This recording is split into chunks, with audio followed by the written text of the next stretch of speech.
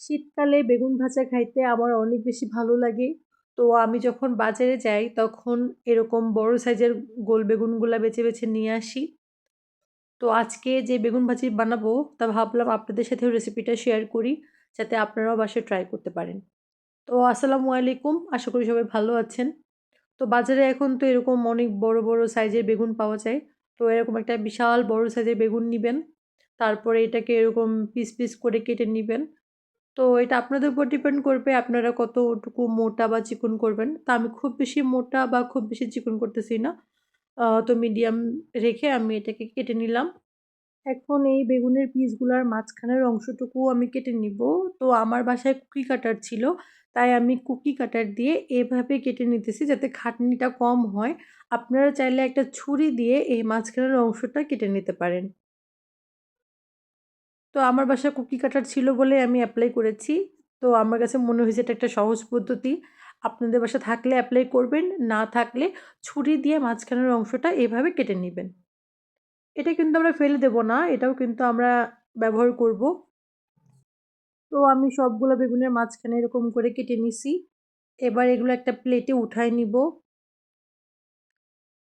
উঠায় নেওয়ার পরে এই বেগুনের মধ্যে দিয়ে দিব হচ্ছে ১ম এই লাল মরিচের গুঁড়া। বেগুন ভাজা একটু ঝাল, ঝাল খেতে ভালো লাগে তাই মরিচের গুঁড়োটা একটু বেশি দিয়ে দিতেছি। তারপর দিয়ে দিব স্বাদমতো লবণ। তারপরে দিয়ে দিব হলুদের গুঁড়া। এবার দিয়ে দিব অল্প পরিমাণে রসুন বাটা। আর দিয়ে দিব হচ্ছে সরিষার তেল। তারপর সবকিছু একত্রে ভালোভাবে মিক্স করে নিব। মানে বেগুনের গায়ে সবকিছু মাখিয়ে নিব ভালো করে। তারপর ১০ মিনিটের জন্য সাইডে রেখে দিব। এতে করে বেগুন যখন আমরা ভাজবো তখন খুব তাড়াতাড়ি বেগুনটা সিদ্ধ হয়ে যাবে। আর তেলের পরিমাণটা অনেক কম লাগবে। তো মোটামুটি বেগুনগুলো মাখানো হইছে। এখন এগুলো সাইডে রেখে দিব।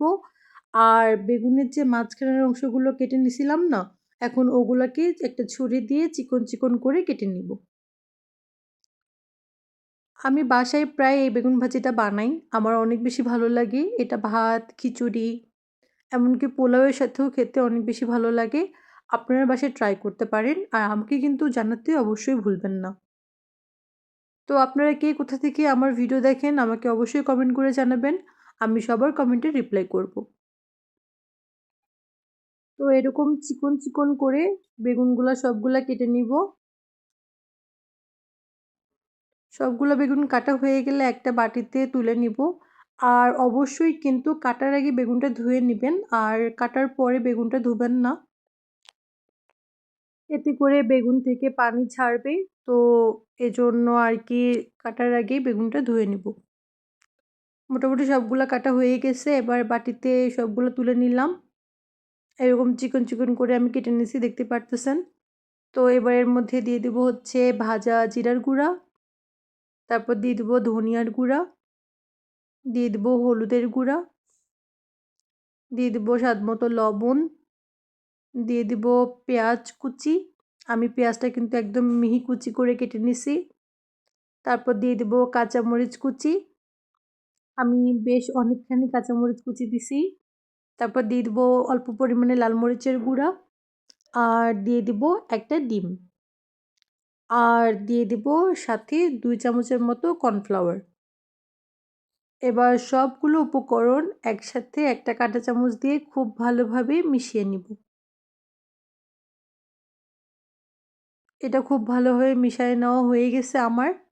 এবার এটাকেও আমি একটা সাইডে রেখে দিব।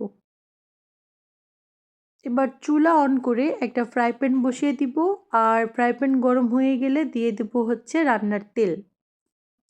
রান্নার তেল যখন হালকা গরম হয়ে যাবে তখন আমাদের ওই যে বড় করে কেটে নেওয়া বেগুনটা ওটাকে দিয়ে দিতে হবে। তেল খুব বেশি গরম করে বেগুনগুলো দেয়া যাবে না। তেল যখন মিডিয়াম গরম হবে তখন বেগুনগুলা দিতে হবে। না হলে বেগুনগুলা পুড়ে যাবে, সিদ্ধ হবে না। আর চুলার আঁচ কিন্তু লোতে থাকবে। তো বেগুনগুলা দিয়ে এখন একটা ঢাকনা দিয়ে ঢেকে দিব। তো এক পাশ যখন হয়ে যাবে এবার বেগুনগুলোকে উল্টে দেব। আমি আগেই বলছিলাম বেগুনগুলা যখন আমরা ম্যারিনেট করে রেখে দিব তখন কিন্তু খুব তাড়াতাড়ি বেগুনগুলো সিদ্ধ হয়ে যাবে।